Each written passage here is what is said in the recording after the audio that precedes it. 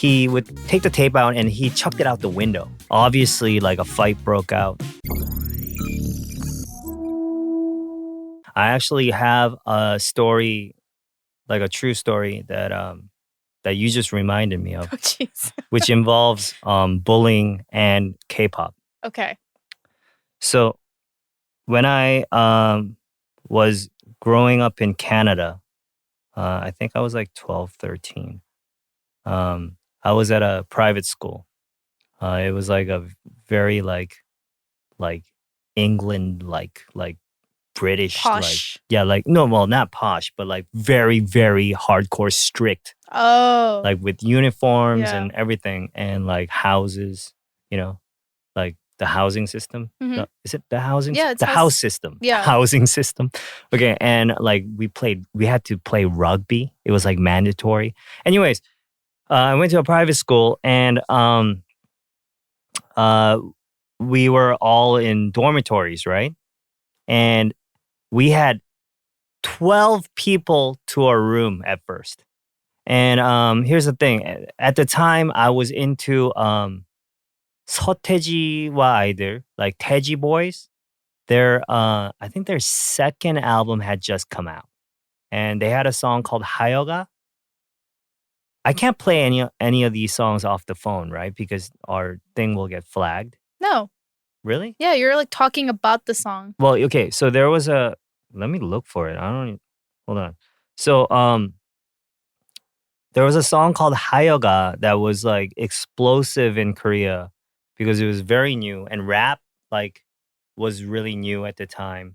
And like just everything about the song was very different. Like they had elements of like traditional Korean music and like rock and rap and like beatboxing. It was a very like explosive song at the time. And let me just play a little bit of it. So it's like, oh my God, this teleported me back to like The dorm? I was on top of a building and I was like dancing to this. Anyways, so my story is we were 12 to our room and obviously we weren't all Asian, right? Yeah. I was the only Korean in the room. Yeah.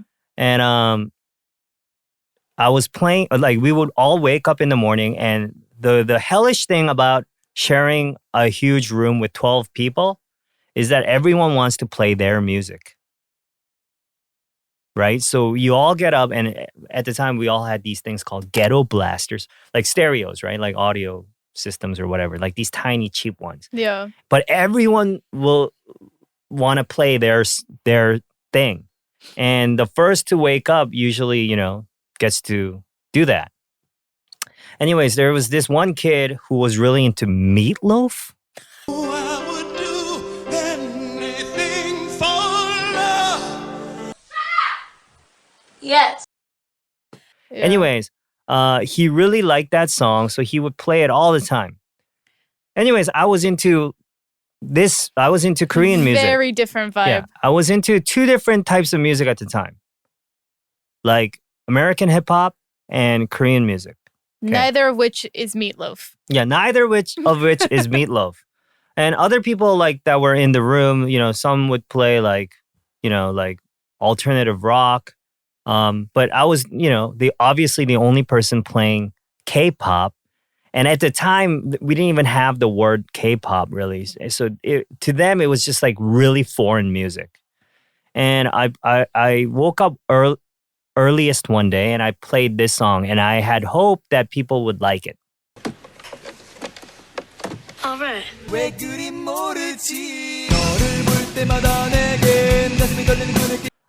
Anyways, this guy that loved Meatloaf came up and turned it off and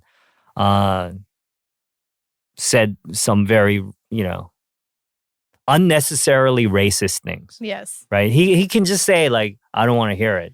But unnecessarily racist things. And so did some of the other kids that were in the room. And that really, I have like a defiant spirit. So that made me want to do it even more. So every morning I would deliberately wake up earliest, even though I was tired as I would just wake up and I would play a Korean song on purpose. And one day he walked up and then he took the tape. I had a cassette tape at the time because I couldn't afford CDs. But anyways, he would take the tape out and he chucked it out the window. And obviously, like a fight broke out.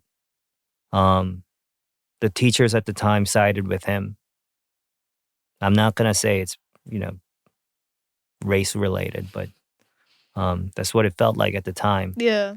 And because of that of those experiences, I became very protective of like Korean music and my Koreanness. Ironically, while I was outside of Korea, right? And that tends to happen, right? You will see that people that are overseas, like Korean overseas, are more passionate about their Koreanness because it's constantly being tested. And that made me like fall in love with Korean music more. Of course, at the time, like I couldn't possibly have imagined that I would end up becoming a Korean musician, right? Like a K-pop musician or whatever. But yeah, you just reminded me. I sort of got bullied because of Korean music. Didn't you meet Sateji when you were like younger? Yeah. No, not younger. Oh, but you met it through obviously now your career. Well, so Sateji was like my idol at the time, and then I became a musician here, as you all know. And then one day I got a call from Sateji, and he wanted me to like perform one of his songs at his concert. So I ended up doing that. And then I was invited to like his festival and then invited to meet him to talk about like music and stuff. So that was great. You loved this clip, didn't you? Go listen to the whole episode on any podcast platform. Hit subscribe and turn on notifications on this channel so you never miss a thing.